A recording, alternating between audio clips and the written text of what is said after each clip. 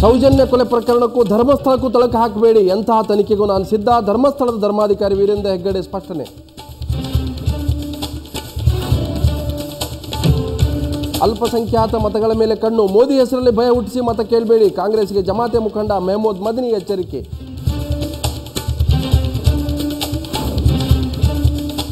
ಕನ್ನಡ ಚಲನಚಿತ್ರ ಇತಿಹಾಸ ಪುಸ್ತಕ ಮರುಬಿಡುಗಡೆ ವಿಚಾರ, ಕತ್ತರೆ ಪ್ರಯೋಗದ ನಂತರ ಪುಸ್ತಕ ಬಿಡುಗಡೆಗೆ ನಿರ್ಧಾರ, ಬಿಡುಗಡೆಗೆ ಮೂಲ ಲೇಖಕಿ ವಿಜಯಮ್ಮ ಆಕ್ಷೇಪ. ತುಮಕೂರು ಪಾದಚಾರಿಗೆ ಡಿಕ್ಕಿ ಹೊಡೆದ ಬಳ್ಳಾರಿ ಡಿಸಿ ಪತ್ನಿಯ ಕಾರು, ನೆಲಕ್ಕೆ ಬಿದ್ದರೂ ಕರುಣೆ ತೋರದ ಮೈಥಿಲಿ, ಸ್ಥಳಕ್ಕೆ ಬಂದ ಪೊಲೀಸರಿಂದಲೂ ಅಸಡ್ಡೆ, ಗಾಯಾಳು ಆಸ್ಪತ್ರೆಗೆ ದಾಖಲು. ಮುಂಬೈನಲ್ಲೇ ಫಿಕ್ಸ್ ಆಯಿತು 200ನೇ ಟೆಸ್ಟ್, ಸಚಿನ್ ಆಸೆಯಂತೆ ತವರಿನಲ್ಲೇ ಪಂದ್ಯ, ಕ್ರಿಕೆಟ್ ಲೆಜೆಂಡ್ ವಿದಾಯಕ್ಕೆ ಸಜ್ಜಾದ ವಾಂಖೆಡೆ ಸ್ಟೇಡಿಯಂ.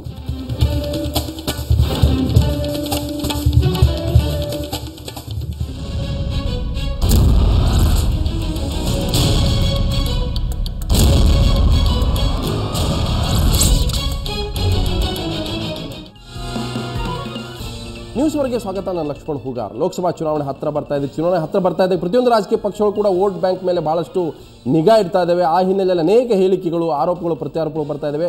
ಇವತ್ತು ಜಮಾತೆ ಉಲೇಮಾ ಹಿಂದಿನ ಜನರಲ್ ಸೆಕ್ರೆಟರಿ ಆದಂಥ ಮೆಹಮೂದ್ ಮದನಿ ಒಂದು ಹೇಳಿಕೆ ನೀಡಿದ್ದಾರೆ. ನರೇಂದ್ರ ಮೋದಿಯನ್ನು ಅಂದರೆ ಬೆದರು ಬೊಂಬೆಯನ್ನು ಮುಂದಿಟ್ಕೊಂಡು ಕಾಂಗ್ರೆಸ್ ಪಕ್ಷ ಮುಸ್ಲಿಮರ ಓಟನ್ನು ಏನೋ ಒಂದು ಕಡೆ ಸಂಘಟನೆ ಮಾಡ್ತಾ ಇದೆ, ವೋಟ್ ಬ್ಯಾಂಕಾಗಿ ಕನ್ವರ್ಟ್ ಮಾಡ್ತಾ ಇದೆ. ಅದರಿಂದ ಯಾವುದೇ ರೀತಿ ಅದರ ವರ್ಕೌಟ್ ಆಗೋದಿಲ್ಲ. ಯಾಕಂತಂದರೆ ಜಾತ್ಯತೀತ ಬೇರುಗಳು ಭಾರತದಲ್ಲಿ ಭಾಳ ಗಟ್ಟಿಯಾಗಿದ್ದಾವೆ. ಹಾಗಾಗಿ ಮೋದಿ ಹೆಸರಿಂದಾಗಲೇ ಅಥವಾ ಯಾರದೇ ಹೆಸರನ್ನು ತೋರಿಸೋದ್ರ ಮೂಲಕ ವೋಟ್ ಬ್ಯಾಂಕ್ ಮಾಡ್ಕೊಳ್ಳುವಂಥದ್ದು ಸಾಧ್ಯ ಇಲ್ಲ ಅನ್ನೋದು ಹೇಳಿಕೆ ನೀಡಿದ್ದಾರೆ. ಹಾಗಾಗಿ ಇವತ್ತು ಒಂದು ಹಂತದಲ್ಲಿ ಪ್ರತಿಯೊಂದು ಪಕ್ಷಕ್ಕೆ ಒಂದೊಂದು ಸಮುದಾಯಗಳು ಅಥವಾ ಒಂದೊಂದು ಜಾತಿಗಳು ಕೂಡ ವೋಟ್ ಬ್ಯಾಂಕ್ಗೆ ಬಲಿಯಾಗ್ತಾ ಇದ್ದಾವೆ ಅನ್ನೋಂಥ ಒಂದು ಪ್ರಶ್ನೆ ಕೊಡಿದೆ. ಎಲ್ಲ ಒಂದು ಕಡೆ ಈ ಒಂದು ಚುನಾವಣೆ ಬಂದಾಗ ಒಂದು ಕಡೆ ಒಂದು ಪಕ್ಷ ತನ್ನದೇ ಆದಂಥ ವೋಟ್ ಬ್ಯಾಂಕನ್ನು ವಿಸ್ತರಣೆ ಮಾಡ್ಕೊಳ್ಳೋಕ್ಕೆ ಮುಂದಾಗುತ್ತೆ, ಇನ್ನೊಂದು ಕಡೆ ಇನ್ನೊಂದು ಪಕ್ಷ. ಈ ರೀತಿಯ ಪ್ರಶ್ನೆಗಳು ಬಂದಾಗ ಸಾಮಾನ್ಯವಾಗಿ ಒಂದು ಅಸ್ತ್ರ ಅನ್ನುವಂಥದ್ದು ಪ್ರಯೋಗಕ್ಕೆ ಈಡಾಗ್ತಾ ಇದೆ. ಹಾಗಾಗಿ ಇವತ್ತು ಕೂಡ ಅಂಥದ್ದೇ ಒಂದು ಚರ್ಚೆ ರಾಷ್ಟ್ರಮಟ್ಟದಲ್ಲಿ ಶುರು ಆಗಿದೆ. ಸೊ ನಾನು ಆ ವಿಷಯವನ್ನು ಚರ್ಚೆ ಮಾಡ್ತೀನಿ. ಒಟ್ಟು ಇವತ್ತು ಮದನಿ ಏನು ಹೇಳಿದ್ರು ಅದನ್ನು ನೋಡ್ಕೊಂಬರೋಣ. पूरे कंट्री की जो secular so called secular political parties हैं वो उनका इलेक्शन में एजेंडा क्या है, मैनिफेस्टो क्या है, क्या देना चाहते हैं, और जहां जहां उनकी सरकारें रही हैं या हैं उन्होंने क्या क्या दिया है, कितने वादे किए थे, उसमें से कितने पूरे किए, कितने रह गए, इस बुनियाद पर वो वोट लेने की उम्मीद करें. किसी का भय दिखा करके वोट लेने की कोशिश ना करें. वोट लेने की राजनीति करें जरूर, लेकिन नेगेटिव बेस पर नहीं बल्कि पॉजिटिव. किसी का रिकॉग्निशन डिफरेंट चीज है और किसी का भय दिखा करके वोट लेना से मना करना ये डिफरेंट चीज. ಸೊ ಇದು ಮದನಿ ಹೇಳಿಕೆ. ಆದರೆ ಇತ್ತೀಚೆಗಷ್ಟೇ ಕೇಂದ್ರದ ಗೃಹ ಸಚಿವ ಸುಶೀಲ್ ಕುಮಾರ್ ಸಿಂಧೆ ಒಂದು ಹೇಳಿಕೆಯನ್ನು ಕೂಡ ಕೊಟ್ಟಿದೆ. ಹಾಗೆ ರಾಜ್ಯಗಳಿಗೆ ಒಂದು ನೋಟಿಸನ್ನು ಕೂಡ ಜಾರಿಗೊಳಿಸಿದ್ರು. ಅಮಾಯಕ ಮುಸ್ಲಿಂ ಯುವಕರನ್ನು ಬಂಧನಕ್ಕೆ ಈಡು ಮಾಡಬೇಡಿ ಅನ್ನುವಂಥ ಒಂದು ಹೇಳಿಕೆಯನ್ನು ಕೊಟ್ಟಿದ್ರು. ಸೊ ಬಹುತೇಕ ಅವರು ಏನು ಹೇಳೋದು ಅದು ಕೂಡ ಓದ್ಕೊಂಡು ಬರೋಣ. ಭಯೋತ್ಪಾದನೆ ಹೆಸರಲ್ಲಿ ಅಮಾಯಕ ಮುಸ್ಲಿಂ ಯುವಕರನ್ನು ವಿನಾಕಾರಣ ಬಂಧಿಸಬೇಡಿ. ಮುಗ್ಧ ಮುಸ್ಲಿಂ ಯುವಕರನ್ನು ತಪ್ಪಾಗಿ ಬಂಧಿಸಿ ಕಿರುಕುಳ ನೀಡಿರೋ ಬಗ್ಗೆ ನಮಗೆ ದೂರುಗಳು ಬಂದಿವೆ. ಉದ್ದೇಶಪೂರ್ವಕವಾಗಿ ನಮ್ಮನ್ನು ಟಾರ್ಗೆಟ್ ಮಾಡಲಾಗಿದೆ ಅಂತ ಕೆಲ ಅಲ್ಪಸಂಖ್ಯಾತ ಯುವಕರು ದೂರು ನೀಡಿದ್ದಾರೆ. ಸರ್ಕಾರ ಭಯೋತ್ಪಾದನೆ ನಿಗ್ರಹಕ್ಕೆ ಬದ್ಧವಾಗಿದ್ದು ಅದು ನಿಯಮದ ಚೌಕಟ್ಟಿನೊಳಗೆ ನಡೆಯಬೇಕು. ಒಂದು ವೇಳೆ ದುರುದ್ದೇಶದಿಂದ ಅಲ್ಪಸಂಖ್ಯಾತ ಯುವಕರನ್ನು ಬಂಧಿಸಿದ್ದೇ ಕಂಡು ಬಂದರೆ ಅಂತಹ ಪೊಲೀಸ್ ಅಧಿಕಾರಿಗಳ ವಿರುದ್ಧ ಕಠಿಣ ಕ್ರಮ ಜರುಗಿಸುತ್ತೇವೆ.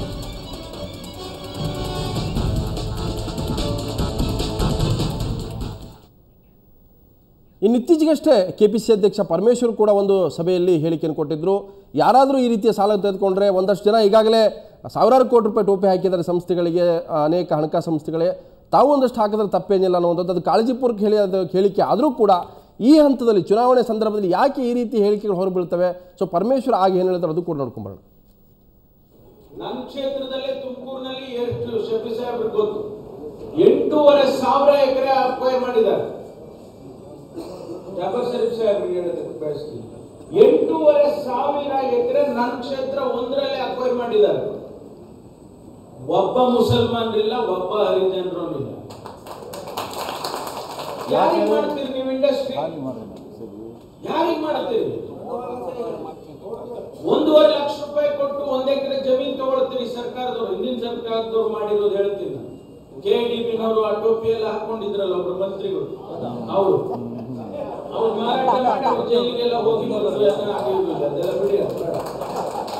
ಆದ್ರೆ ನಮ್ಮವ್ರು ನಾವು ಮಾಡೋದು ಕನಿಷ್ಠ ನೀವು ಒಂದು ಇಷ್ಟು ಪರ್ಸೆಂಟೇಜ್ ಆ ಇಂಡಸ್ಟ್ರಿನಲ್ಲಿ ರಿಸರ್ವ್ ಮಾಡ್ಬೇಕಲ್ವಾ?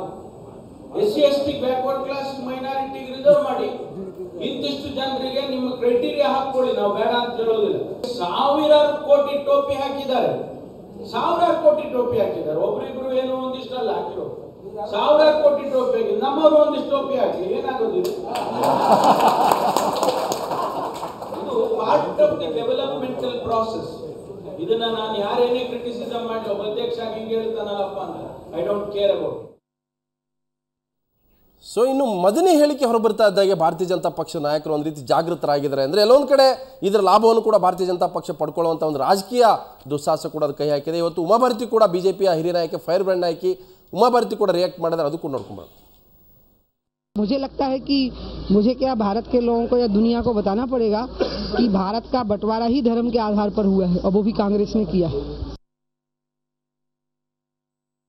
मुझे लगता है कि मुझे क्या भारत के लोगों को या दुनिया को बताना पड़ेगा कि भारत का बंटवारा ही धर्म के आधार पर हुआ है और वो भी कांग्रेस ने किया है। ಸೊ ಬನ್ನಿ, ಏಕೆ ಈ ರೀತಿ ಅಸ್ತ್ರಗಳನ್ನು ಪ್ರಯೋಗ ಮಾಡುತ್ತೆ ರಾಜಕೀಯ ಪಕ್ಷಗಳು? ಭಾರತೀಯ ಜನತಾ ಪಕ್ಷ ಆಗಿರ್ಬೋದು, ಕಾಂಗ್ರೆಸ್ ಆಗಿರ್ಬೋದು, ಯಾವುದೇ ಒಂದು ಪಕ್ಷಗಳು ಕೂಡ ಚುನಾವಣೆ ಬಂದಾಗ ಇಂತಿಂಥ ವಿಷಯಗಳನ್ನು ಎತ್ಕೊಂಡು ತಮ್ಮದೇ ಆದಂಥ ರಾಜಕೀಯ ಲೆಕ್ಕಾಚಾರಕ್ಕೆ ಯಾಕೆ ಮುಂದಾಗ್ತವೆ, ಈ ವಿಷಯದ ಬಗ್ಗೆ ಚರ್ಚೆಯನ್ನು ಮಾಡ್ತೀನಿ. ಜೊತೆಗೆ ಬಿಜೆಪಿಯ ನಾಯಕರಾದಂಥ MLC ಅಶ್ವತ್ಥ ನಡೆದರೆ ಅಶ್ವತ್ಥ ಕಾರ್ಯಕ್ರಮ ಸ್ವಾಗತ. ಹಿರಿಯ ಪತ್ರಕರ್ತರು ವಿಶೇಷ ರಂಜಾನ್ ದರ್ಗೆ ತಮಗೂ ಕೂಡ ಸ್ವಾಗತ. ಸಮಾಜ ಚಿಂತಕರು ಹೋರಾಟಗಾರರಾದಂಥ ರವಿಕೃಷ್ಣ ರೆಡ್ಡಿ ಇದ್ದಾರೆ, ರವಿಕೃಷ್ಣ ನಿಮಗೂ ಸ್ವಾಗತ. ಕಾಂಗ್ರೆಸ್ನ ಹಿರಿಯ ನಾಯಕರಾದಂಥ VR ಸುದರ್ಶನ್ ನಿಮಗೂ ಕೂಡ ಸ್ವಾಗತ. ಸೊ ನಾನು ನಿಮ್ಮಿಂದ ಶುರು ಮಾಡ್ತೀನಿ. ಸುದರ್ಶನ್ ಅವರೇ, ಕಾಂಗ್ರೆಸ್ ಪಕ್ಷ ಮೋದಿ ಅನ್ನುವ ಬೆದರು ಬೊಂಬೆಯನ್ನು ಇಟ್ಕೊಂಡು ಮುಸ್ಲಿಂ ಓಟನ್ನು ಆರ್ಗನೈಸ್ ಮಾಡ್ತಾ ಇದ್ದೀರಿ. ಎಲ್ಲೊಂದು ಕಡೆ ಮುಸ್ಲಿಮರಲ್ಲಿ ಭಯ ಹುಟ್ಟಿಸ್ತಾ ಇದ್ದೀರಿ. ನಮಗೆ ನೀವು ಓಟ್ ಹಾಕದೆ ಹೋದರೆ ನಿಮಗೆ ಮುಂದೆ ಮೋದಿ ಬರ್ತಾರೆ ಹುಷಾರ್ ಅನ್ನುವಂಥದ್ದು ಮದನಿ ಇವತ್ತು ಜಮಾತೆ ಉಲೇಮಾ ಹಿಂದ್ನ ಜನರಲ್ ಸೆಕ್ರೆಟರಿ ಹೇಳಿರ್ತಕ್ಕಂಥ ಹೇಳಿಕೆ. ಈ ಥರದ ಮಾತುಗಳಿಗೆ ಭಾಳ ಗಂಭೀರವಾಗಿ ತೊಗೊಳ್ಬೇಕಾದಂಥ ಅಗತ್ಯ ಇಲ್ಲ. ಕಾಂಗ್ರೆಸ್ ಪಕ್ಷಕ್ಕೆ ಒಂದು ರಾಷ್ಟ್ರೀಯ ಜವಾಬ್ದಾರಿ ಇದೆ. ಮೋದಿ ಇತ್ತೀಚೆಗೆ ರಾಜಕಾರಣವನ್ನು ಮಾಡ್ತಿರೋಂಥದ್ದು, ರಾಷ್ಟ್ರೀಯ ರಾಜಕಾರಣದಲ್ಲಿ ಅವರು ಇತ್ತೀಚೆಗೆ ಬಂದಿದ್ದಾರೆ. ಆದರೆ ಕಾಂಗ್ರೆಸ್ ಪಕ್ಷ ಭಾಳ ದೊಡ್ಡ ಸಂದರ್ಭದಿಂದನೂ ಕೂಡ ಬೇರೆ ಬೇರೆ ಸಂದರ್ಭಗಳಲ್ಲಿ ತನ್ನ ಜವಾಬ್ದಾರಿಗಳನ್ನು ಇವತ್ತು ಮಾಡ್ಕೊಂಡು ಬರ್ತಾಯಿದೆ. ಆಮೇಲೆ ನಮ್ಮ ಸಂವಿಧಾನ ಏನು ಹೇಳುತ್ತೆ? ಭಾಷಾ ಅಲ್ಪಸಂಖ್ಯಾತರಿಗೆ, ಧಾರ್ಮಿಕ ಅಲ್ಪಸಂಖ್ಯಾತರಿಗೆ ವಿಶೇಷವಾದಂಥ ರಕ್ಷಣೆಯನ್ನು ಕೊಡಬೇಕು ಅನ್ನೋಂಥದ್ದೇ ನಮ್ಮ ಸಂವಿಧಾನದ ತಿರುಳು. ಪರಿಶಿಷ್ಟ ಜಾತಿ, ಪರಿಶಿಷ್ಟ ವರ್ಗದ ಜನರು, ಶೋಷಣೆಗೆ ಒಳಗಾಗಿರ್ತಕ್ಕಂಥ ಜನರಿಗೆ ಆದ್ಯತೆಯನ್ನು ಕೊಡಬೇಕಾಗುತ್ತೆ. ಅವರ ಎಲ್ಲ ಸಾಮಾಜಿಕವಾದಂಥ ಸ್ಥಿತಿಗತಿಗಳನ್ನು ಸುಧಾರಣೆ ಮಾಡೋದಕ್ಕೆ ವಿಶೇಷವಾದಂಥ ಕ್ರಮಗಳನ್ನು ತಗೊಳ್ಬೇಕಾಗುತ್ತೆ. ಈಗಲೂ ದೇಶದಲ್ಲಿ ಮತ್ತೆ ಒಟ್ಟಾರೆಯಾಗಿ SC/ST ಕೀಳು ಮಟ್ಟದಲ್ಲಿ ಬದುಕ್ತಾ ಇದ್ದಾರೆ ಮುಸ್ಲಿಮರು. ಅದನ್ನ ಹೇಳಿಕೆಗೆ ನೀವು ಸರ್ಕಾರಗಳೇನು ಮಾಡಿದಾವೆ? ಸಚ್ಚಾರ್ ಕಮಿಟಿ ಕೂಡ ಬರ್ತಾ ಇದೆ, ಎಜುಕೇಶನ್ ಲಿಟರೇಸಿ ರೇಟ್ ಅಲ್ಲೂ ಕೂಡ ಹಿಂದೆ ಇದೆ. ಒಟ್ಟಾರೆಯಾಗಿ ಕಾನೂನು ದೃಷ್ಟಿಯಲ್ಲೂ ಕೂಡ ಯಾವುದೇ ಅಮಾಯಕರಿಗೂ ಕೂಡ ತೊಂದರೆ ಆಗಬಾರ್ದು.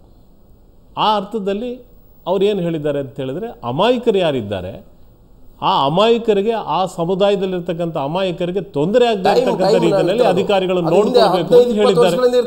ನಿನ್ನೆ ಮೊನ್ನೆದಲ್ಲ ಆ ರೀತಿ ನೀವು ಈಗ ಹೇಳ್ತಾ ಇರತಕ್ಕಂಥದ್ದು.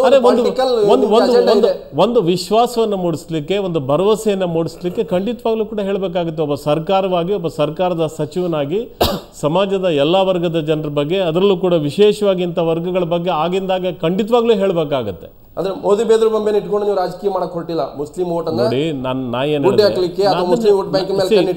ಕಾಂಗ್ರೆಸ್ ಅದಕ್ಕೊಂದು ರಾಷ್ಟ್ರೀಯ ಜವಾಬ್ದಾರಿ ಇದೆ, ಜಾತ್ಯತೀತವಾದ ಮನೋಭಾವನೆ ಇದೆ. ಅದನ್ನ ಒಂದು ಪಕ್ಷದ ವಿಚಾರಧಾರೆ. ಬಿಜೆಪಿ ರಿಯಾಕ್ಷನ್ ಕೂಡ ತೊಗೊಳ್ಳಿ. ಯಾಕಂದ್ರೆ ಬಿಜೆಪಿ ಕೂಡ ಬಹಳ ಇವತ್ತು ಆಕ್ಟಿವ್ ಆಗಿದ್ದಾರೆ. ಅನೇಕರು ನಾಯಕರು ಹೇಳಿಕೆ ಕೊಡ್ತಾರೆ, Congress divided rule, British rule ಮಾಡಿದೆ, ಧರ್ಮದ ಮೇಲೆ ಹೊಡೆದಿದ್ದೆ ಕಾಂಗ್ರೆಸ್, ಮುಸ್ಲಿಮರನ್ನು ಓಲೈಸಿಕೆ ಮಾಡಿದೆ.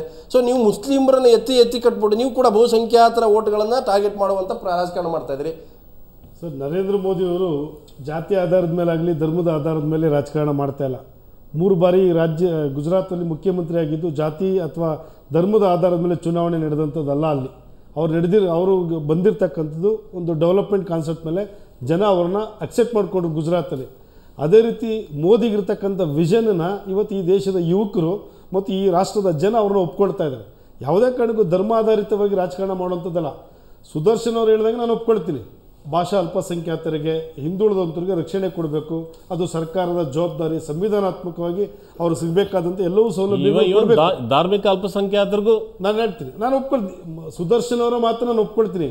ಆದರೆ ಕೇಂದ್ರದಲ್ಲಿರ್ತಕ್ಕಂಥ ನಾಯಕರು, ಕೇಂದ್ರದಲ್ಲಿರ್ತಕ್ಕಂಥ ಸರ್ಕಾರ ಮಾಡ್ತಾ ಇರ್ತಕ್ಕಂಥದ್ದೇನು ಕೇವಲ ವೋಟ್ ಬ್ಯಾಂಕ್ ರಾಜಕಾರಣ. ನರೇಂದ್ರ ಮೋದಿ ಅವರು ಮಾತು ಕ್ಲಿಯರ್ ಆಗಿ ಹೇಳಿದ್ದಾರೆ, ನಮ್ಮ ರಾಜಕಾರಣ ಚುನಾವಣೆಗೋಸ್ಕರ ನಮ್ಮ ರಾಜಕಾರಣ ಇರಬಾರ್ದು, ದೇಶದ ಅಭಿವೃದ್ಧಿಗೋಸ್ಕರ ನಮ್ಮ ರಾಜಕಾರಣ ಇರಬೇಕೆ ಹೊರತು ಚುನಾವಣೆಯನ್ನು ಮನಸ್ಸಿನಲ್ಲಿ ಇಟ್ಕೊಂಡು ರಾಜಕಾರಣ ಮಾಡಬಾರ್ದು. ಎಲ್ಲರೂ ಮಾಡ್ತಾರೆ ಅದನ್ನೇ. ಈಗ ಮದನಿ ಹೇಳಿಕೆ ಕೊಟ್ಟ ಮೇಲೆ ಇವತ್ತು ನಿಮ್ಮ ಅನೇಕ ನಾಯಕರು ಹೇಳಿಕೆ ಕೊಡ್ತಾ ಇದ್ದಾರೆ. ಇಲ್ಲ, ಮದನಿ ಅವರ ಹೇಳಿಕೆ ನಾವೆಲ್ಲ ಪತ್ರಿಕೆಯಲ್ಲಿ ನೋಡಿದ್ವಿ. ಆದರೆ ಅವ್ರು ಯಾವುದೇ ರಾಜಕಾರಣಿ ಇಲ್ಲ. ನರೇಂದ್ರ ಮೋದಿ ಅವರು ರಾಜಕಾರಣಿ ಇರ್ಬೋದು, ನಾವು ರಾಜಕಾರಣಿ ಇರ್ಬೋದು, ಎಲ್ಲರೂ ಮದನಿಯವರು ಯಾವುದೇ ರಾಜಕಾರಣಿ ಇಲ್ಲ. ರಾಜ್ಯಸಭಾ ಸದಸ್ಯರಾಗಿದ್ರು. ಅವ್ರಿಗೆ ಅರ್ಥ ಆಗಿದೆ ಇವತ್ತಿನ ದಿನ ಕಾಂಗ್ರೆಸ್ ಕೇವಲ ನಮ್ಮನ್ನ ವೋಟ್ ಬ್ಯಾಂಕ್ ರಾಜಕಾರಣಕ್ಕೋಸ್ಕರ ನಮ್ಮನ್ನು ಉಪಯೋಗಿಸ್ಕೊಂಡು ಎಚ್ಚೆತ್ಕೋಬೇಕು ಅನ್ನತಕ್ಕಂಥ ಅರ್ಥ ಆಗಿದೆ. ನಾನು ಮತ್ತೆ ಮುಂದಿನ ಚರ್ಚೆ ದರ್ಗಾ ಅವರೇ, ನಾನು ಎರಡು ಕಡೆ ಅಭಿಪ್ರಾಯ ತಗೊಂಡೆ. ಒಂದ್ ಕಡೆ ಭಾರತೀಯ ಜನತಾ ಪಕ್ಷ ನಿಮ್ಮ ಈ ಸೈಡ್ ಗೆದ್ರೆ, ಈ ಸೈಡ್ ಕಾಂಗ್ರೆಸ್ನವರು. ಸಾಮಾನ್ಯವಾಗಿ ಇದರ ಸೋಷಿಯೋ ಎಕನಾಮಿಕ್ ಡೆವಲಪ್ಮೆಂಟ್ ಎಲ್ಲ ತರ ಕೆಡ್ಸ್ಕೊಂಡಿಲ್ಲ. ಚುನಾವಣೆ ಹತ್ರ ಬಂದು ನಾವು ಯಾಕೆ ಅದನ್ನು ಹಾಕ್ತೀವಿ ಅಂತಂದರೆ, ಕಾಂಗ್ರೆಸ್ ಪಕ್ಷ ಒಂದು ರಾಜಕೀಯ ಪಕ್ಷ, ಅವ್ರು ಏನೇ ಹೇಳ್ಬೋದು ನಾವು ಭಾಳ ಅಭಿವೃದ್ಧಿ ಮಾಡಿವಿ ಅಂತೇಳಿ. ಇವತ್ತು ಲಿಟ್ರಸಿ ರೇಟಲ್ಲಿ ತೊಗೊಳ್ಳಿ, ಮತ್ತು ಹೈಯರ್ ಎಜುಕೇಷನ್ ಇನ್ಸ್ಟಿಟ್ಯೂಷನ್ ಸ್ಥಾಪನೆ ಇರ್ಬೋದು. ಇವತ್ತು SC/STಗಿಂತ ಕೀಳ ನಾವು ಭಾಳ ಇನ್ನೂ ಕೆಳಮಟ್ಟದಲ್ಲಿ ಬದುಕ್ತಾ ಇದ್ದಾರೆ. SLC ಎನ್ರೋಲ್ಮೆಂಟಲ್ಲೂ ಕೂಡ SC/ST OBCಗಿಂತ ಕಮ್ಮಿ ಇದೆ. ಇವು ಯಾರು ಟಚ್ ಮಾಡೋದಿಲ್ಲ ಪೊಲಿಟಿಕಲ್ ಪಾರ್ಟೀಸ್ಗಳು. ಈ ಸಂದರ್ಭದಲ್ಲಿ ನೀವು ಅಮಾಯಕನ ಬಂಧಿಸಬೇಡಿ ಅನ್ನೋದು, ನೀವು ಸಾಲ ತೊಗೊಂಡ್ರು ಕಟ್ಟಬೇಡಿ ಅನ್ನುವಂಥದ್ದು, ಈ ರೀತಿ ಅಪೀಸ್ಮೆಂಟ್ ಅನ್ನುವಂಥದ್ದು ಅನ್ಸಲ್ವ ಅಂತ ಪೊಲಿಟಿಕಲ್ ಪಾರ್ಟೀಸ್ಗಳು? ಇಲ್ಲ, ಮೊದಲು ನಾ ಹೇಳೋದಂದರೆ ಈ ಮದನಿ ಮಾತನ್ನು ಭಾಳ ಪಾಲಿಟಿಸೈಸ್ ಮಾಡ್ತಾ ಇದ್ದಾರೆ ಈ ದೇಶದಲ್ಲಿ. ನನಗೇನು ಮದನಿ ದೊಡ್ಡ ಮನುಷ್ಯ ಅಲ್ಲ, ಯಾವ ಮುಸ್ಲಿಮನಿಗೂ ದೊಡ್ಡ ಮನುಷ್ಯ ಅಲ್ಲ, ಮೊದಲಿದನ್ನು ತಿಳ್ಕೊಳ್ಳಿ. ಮದನಿ ಅಂದರೆ ಏನೋ ಇಡೀ ಮುಸ್ಲಿಮರ ವಯಸ್ಸು ಅದೆಲ್ಲ ಬೋಗಸೋದು. ಎರಡನೇ ಪಾಯಿಂಟ್ ಏನು ಹೇಳ್ತೀನಿ, ಇವತ್ತು ಕೇಳಿದ್ದು ಆ ಮಾತಿಗೆ ಹೆಚ್ಚು ಮಹತ್ವ ಕೊಡೋ ಅಗತ್ಯ ಇಲ್ಲ. ಅವನ ವಿಚಾರದಲ್ಲಿ ಯಾವ ತೂಕನೂ ಇಲ್ಲ ಬಿಡಿ. ನಾನು ಹೇಳೋದೇನೆಂದರೆ, ಇವತ್ತು ಈ ದೇಶ ಇಷ್ಟು ಸಮಸ್ಯೆಗೆ ನೋಡಿ, ಜನಸಂಘ ಇದ್ದಾಗ ಬರೀ 2 MP ಬರ್ತಾಯಿದ್ರು. ಮುಸ್ಲಿಂ ಲೀಗ್ನವರು 2 MP ಬರ್ತಾಯಿದ್ರು. ಇವತ್ತು ಅವ್ರು 2 MP ಇದ್ದಾರೆ. ಇವತ್ತು ಇವರು ದೇಶ ಆಳುವಷ್ಟು ಬೆಳೀಲಿಕ್ಕೆ ಕಾಂಗ್ರೆಸ್ಸಿನ ಸೋಲುಗಳಿದಾವಲ್ಲ, ಆ ಸೋಲುಗಳಿಂದಲೇ ಇವತ್ತು BJP ಅಂತ ಪಕ್ಷ ಬರೀ ವೋಟ್ ಬ್ಯಾಂಕ್ ಪಾಲಿಟಿಕ್ಸ್ ಮಾಡ್ಕೊಂಡು ಬಂದಿದ್ದಾರೆ ಅನ್ನೋಂಥದ್ದೇ ಆರೋಪ. ಈಗ ಮದನಿ ನಮಗೆ ಹೇಳಿಕೆ, ನಾವು ಮದನಿನ ಈ ಸೀರಿಯಸ್ ಆಗಿ ತಗೊಂಡೇವಂತಲ್ಲ, ಇದೊಂದು ಚರ್ಚೆ, ಒಂದು ವಸ್ತು ಅದು. ಕೇಳ್ತೇನೆ, ರಾಜಕೀಯ ಪಕ್ಷಗಳ ಜವಾಬ್ದಾರಿ ಅಂತ ದಯಮಾಡಿ ಹೇಳಿ. ರಾಜಕೀಯ ಪಕ್ಷಗಳ ಜವಾಬ್ದಾರಿಯನ್ನು ರಾಜಕೀಯ ಪಕ್ಷಗಳ ಕರ್ತವ್ಯ. ರಾಜಕಾರಣ ಮಾಡಿದ್ರಿ ಸುದರ್ಶನ, ಮುಸ್ಲಿಮರ ಸ್ಥಿತಿಗತಿಯಲ್ಲಿ ಬಂದಿದೆ. ನೀವು ಸ್ಟ್ರಕ್ಚರ್ ಕಮಿಟಿ ಯಾಕೆ ಜಾರಿಗೊಳಿಸಕ್ ಆಗ್ತಾ ಇಲ್ಲ? ಆಗ್ತಾ ಇದೆ ಸರ್. ಎಲ್ಲಿ ಮಾಡ್ತಾ ಇದ್ರಿ? ನೀವು ಚುನಾವಣೆ ಬಂದಾಗ ನೀವು ಅನೇಕ ಇಶ್ಯೂಗಳು ತರ್ತಾ ಇದ್ರಿ. ಇವತ್ತು ಸಮಾವೇಶಗಳ ಮೂಲಕ ಒಂದು ಸಮುದಾಯವನ್ನ ನೀವು ತುಷ್ಟೀಕರಣ ಮಾಡುವಂತ ಪ್ರಯತ್ನ ಮಾಡ್ತಾ ಇದ್ರಿ. BJP ಅವರು ಕೂಡ ತಮ್ಮದೇ ಆದಂಥ ವೋಟ್ ಬ್ಯಾಂಕ್ ಅನ್ನು ಅವ್ರು ಗಟ್ಟಿ ಮಾಡ್ಕೊಳ್ತಾ ಇದ್ದಾರೆ. ಆದ್ರೆ ರಿಯಲ್ ಇಶ್ಯೂಸ್ನ ಅಡ್ರೆಸ್ ಮಾಡೋದು ಯಾರು? ದರ್ಗಾ ಅವರೇ, ಅದೇ ಹೇಳೋದು. ನಾವು ಇವತ್ತು ಈ ದೇಶದಲ್ಲಿ ಬರೀ ಮುಸ್ಲಿಮ್ಸ್ ಅಷ್ಟೇ ಅಲ್ಲ, ಇವನ್ ಕ್ರಿಶ್ಚಿಯನ್ಸು ಕೂಡ ಅವರು 3% ಇದ್ದಾರೆ. ಆದರೆ ಯಾವ ರೀತಿಯಾಗಿ ಈ ಅಲ್ಪಸಂಖ್ಯಾತರನ್ನು ಯಾವಾಗಲೂ ಬಲಿಪಶಿ ಮಾಡೋದಿದೆ ನೋಡಿ, ಅವ್ರ ಮುಂದೆ 2 ಪ್ರಶ್ನೆ ಇದಾವೆ, ನಾವು ನೆನಪಿಟ್ಕೋಬೇಕು. ಮುಸ್ಲಿಮರಿಗೆ ಏನು ಬೇಕಾಗಿದೆ? ಕೆಲವೊಂದು ಶ್ರೀಮಂತ ಈಗ ಗುಜರಾತಿನ ಶ್ರೀಮಂತ ಮುಸ್ಲಿಮರು ಬಿಡಿ, ಅವರು BJP ಕೂಡ ಹೋಗ್ತಾರೆ. ಸಾಮಾನ್ಯ ಮುಸ್ಲಿಮರೇನಿದ್ದಾರಲ್ಲ, ಕೋಟ್ಯಾಂತರ ಮುಸ್ಲಿಮ್ಸ್ ಇದ್ದಾರಲ್ಲ, ಅವರಿಗೆ ಯಾವುದೂ ಮುಖ್ಯ ಅಲ್ಲ. ಅವ್ರಿಗೆ ಏನು ಮುಖ್ಯ ಅಂದರೆ, ಇವತ್ತು ನಾವು ದುಡಿದು ತಿನ್ನುವಂಥ ಒಂದು ವಾತಾವರಣ ಸಾಮಾಜಿಕ ಬೇಕು ಅಂತ. ಇಲ್ಲಿ 2 ಇದ್ದಾವೆ, ಒಂದು ಆರ್ಥಿಕ ಭದ್ರತೆ, ಇನ್ನೊಂದು ಸಾಮಾಜಿಕ ಭದ್ರತೆ. ಈ ಸಲದ ಎಲೆಕ್ಷನ್ ಇದರದ್ದು ಸೀಕ್ರೆಟ್, ಇದರ ರಹಸ್ಯ ಏನಿದೆ ಅಂದರೆ, ಕಾಂಗ್ರೆಸ್ಸು ಸಾಮಾಜಿಕ ಭದ್ರತೆ ಕುರಿತು ಮಾತಾಡ್ತಾ ಇದೆ, ಆಮೇಲೆ BJP ಆರ್ಥಿಕ ಭದ್ರತೆ ಕುರಿತು ಮಾತಾಡ್ತಾ ಇದೆ. ಕಾಂಟ್ರಡಿಕ್ಷನ್ ಇದೆ. ಆದರೆ ಮುಸ್ಲಿಮನಿಗೆ ಬೇಕಾಗಿರೋದು ಸಾಮಾಜಿಕ ಭದ್ರತೆ. ಯಾಕಂದರೆ ಇವತ್ತು ಎಲ್ಲದರಲ್ಲಿ ಕಳ್ಕೊಂಡ್ಬಿಟ್ಟಿದ್ದಾರೆ ಅವರು. ಇವತ್ತು IAS IPS ಅಷ್ಟೇ ಅಲ್ಲ, ನಿಜ ಜೀವನದಲ್ಲಿ ಒಂದು ಸಣ್ಣ ಕ್ಲಾರ್ಕ್ ಪ್ಯೂ ನೌಕರಿಯಲ್ಲಿ ಕೂಡ ಅವರೆಲ್ಲ ಕಳ್ಕೊಂಡಿದ್ದಾರೆ. ಇವತ್ತು ತಾವೇನಾಗಿ ಹೇಳಿದ್ರಲ್ಲ, ದಲಿತರಿಗಿಂತಲೂ ಕನಿಷ್ಠ ಬದುಕನ್ನು ಬಹುಪಾಲು ಈ ವಿಷಯ ಚರ್ಚೆ ಆಗ್ತಾ ಇಲ್ಲ ಅಂತ ಆ ಕಾರಣ ಕೇಳ್ತಾರೆ. ಇದು ಕಾಂಗ್ರೆಸ್ ಮಾಡಿದಂಥ ತಪ್ಪಿದೆ ನೋಡಿ, ಐತಿಹಾಸಿಕ ತಪ್ಪುಗಳನ್ನು ಮಾಡಿದೆ.